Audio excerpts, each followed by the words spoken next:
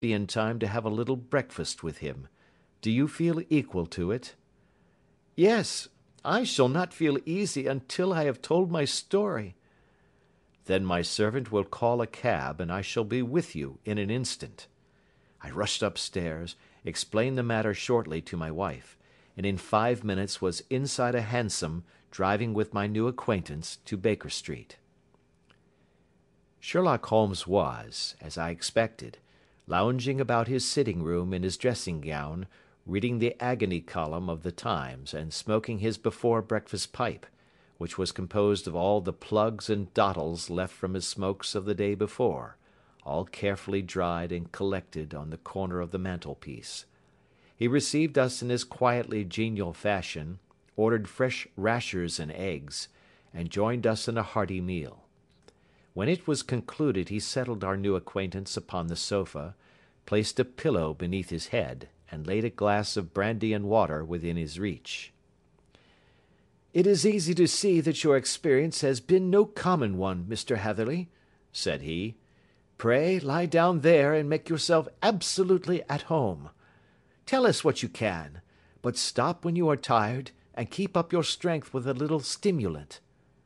"Thank you," said my patient, "but I have felt another man since the doctor bandaged me, and I think that your breakfast has completed the cure.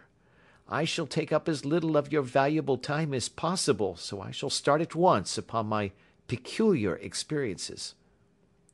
Holmes sat in his big armchair with the weary, heavy-lidded expression which veiled his keen and eager nature, while I sat opposite to him, and we listened in silence to the strange story which our visitor detailed to us. "You must know," said he, "that I am an orphan and a bachelor, residing alone in lodgings in London. By profession I am a hydraulic engineer, and I have had considerable experience of my work during the 7 years that I was apprenticed to Venner and Matheson, the well-known firm of Greenwich.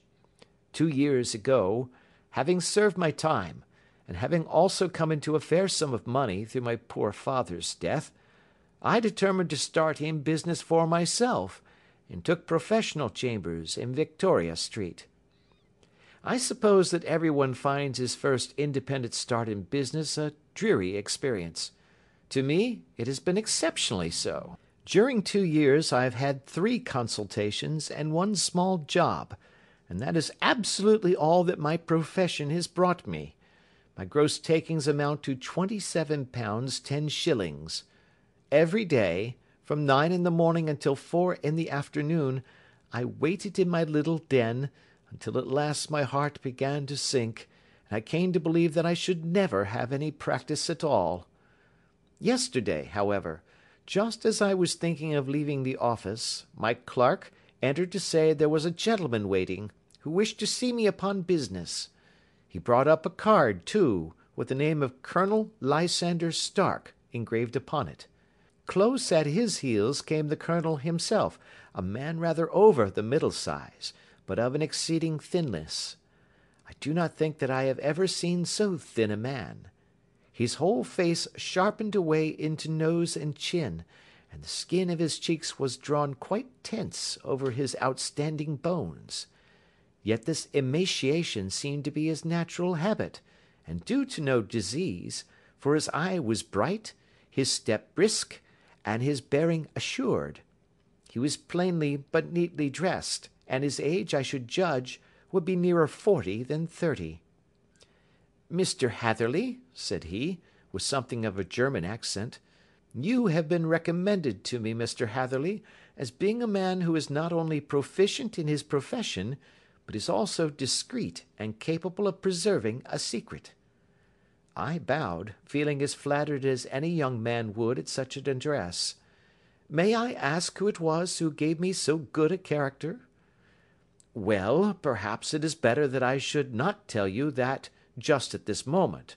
I have it from the same source that you are both an orphan and a bachelor, and are residing alone in London." "That is quite correct," I answered, "but you will excuse me if I say that I cannot see how all this bears upon my professional qualifications.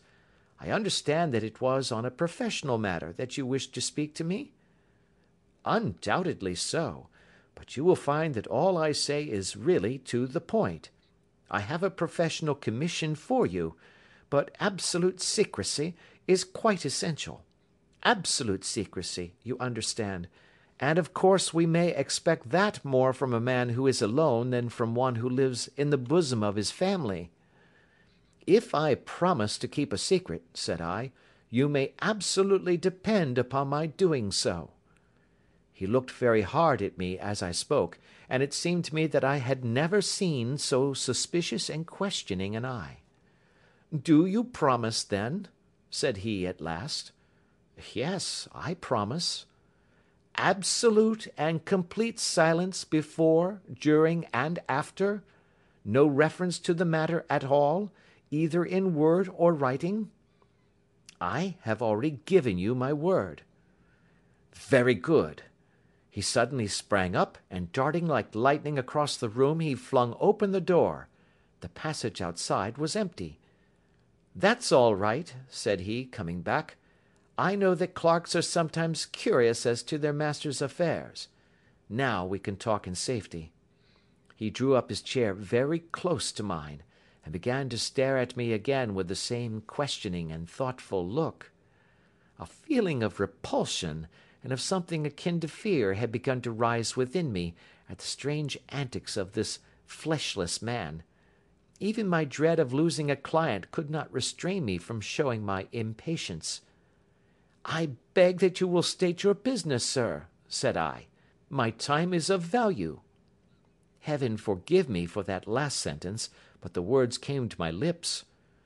"How would 50 guineas for a night's work suit you?" he asked. "Most admirably." "I say a night's work, but an hour's would be nearer the mark. I simply want your opinion about a hydraulic stamping machine which has got out of gear. If you show us what is wrong, we shall soon set it right ourselves. What do you think of such a commission as that?" "The work appears to be light and the pay munificent." "Precisely so. We shall want you to come tonight by the last train." "Where to?" "To Eyford, in Berkshire. It is a little place near the borders of Oxfordshire, and within 7 miles of Reading. There is a train from Paddington which would bring you there at about 11:15. "Very good." "I shall come down in a carriage to meet you." "There is a drive, then?"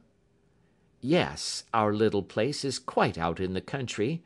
It is a good 7 miles from Eyford station." "Then we can hardly get there before midnight. I suppose there would be no chance of a train back. I should be compelled to stop the night." "Yes, we could easily give you a shakedown." "That is very awkward. Could I not come at some more convenient hour?" "We have judged it best that you should come late. It is to recompense you for any inconvenience that we are paying to you, a young and unknown man, a fee which would buy an opinion from the very heads of your profession. Still, of course, if you would like to draw out of the business, there is plenty of time to do so." I thought of the 50 guineas, and of how useful they would be to me. "Not at all," said I. "I shall be very happy to accommodate myself to your wishes. I should like, however, to understand a little more clearly what it is that you wish me to do.